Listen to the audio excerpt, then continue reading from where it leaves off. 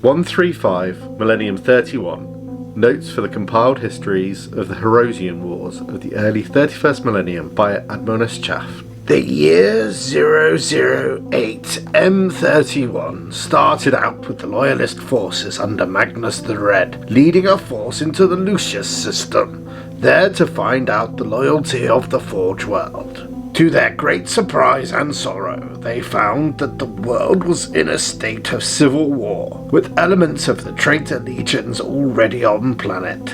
The sainted angel Sanguinius himself led the first attacks on the planet, with the traitors fighting hard all over.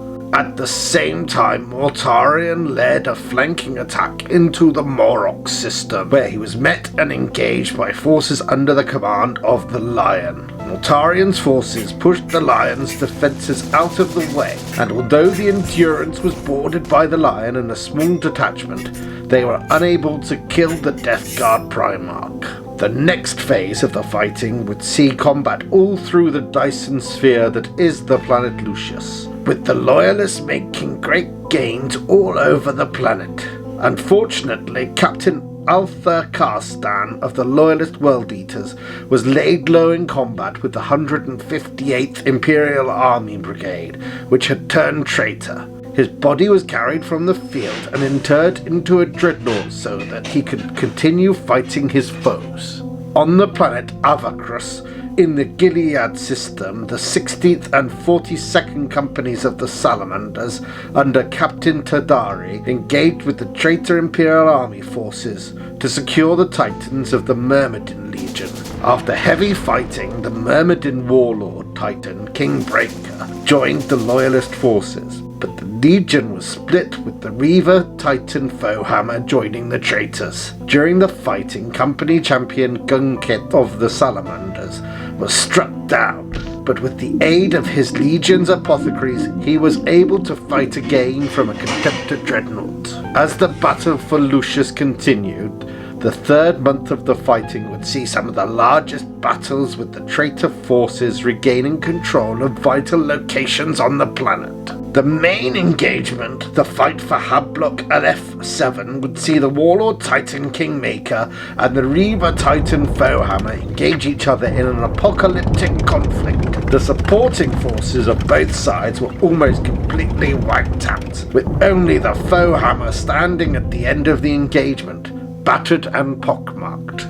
Unfortunately, forces loyal to the War Master had managed to secure the Titan Graveyard, and in the next few weeks put the resources there to good use repairing the Foehammer. The fourth and final month of the battle would see the largest engagements yet, with the Mechanicum forces accompanied by Foehammer engaging the forces of the Thousand Suns in a catastrophic battle around Archmagos Umbra by Seven's palace. The battle went to the Mechanicum, with the Loyalist forces being forced off the field, although they left Foehammer a wreck. It did not all go the traitor's way though, as Sanguinius led his fleet into the Morok system. There he fought the forces of Angron and the World Eaters. The Blood Angels fought their way through the World Eaters' fleet, and Sanguinius and his warriors managed to board the Conqueror. Defending his flagship, Angron charged down the corridors. Whether through his foresight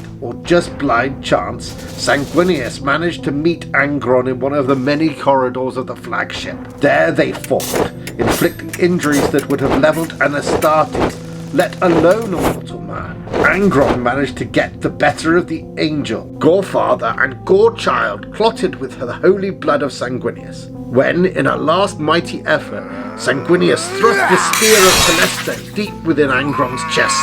Their warriors clashed around them and pulled the two bloodied Primarchs from the field, Angron bellowing that he would have revenge. With only minor combats throughout the rest of the year, it looked like the war was calming down. But the worst was yet to come. The War Master had a plan to knock one of his brothers out of the war by destroying their homeworld.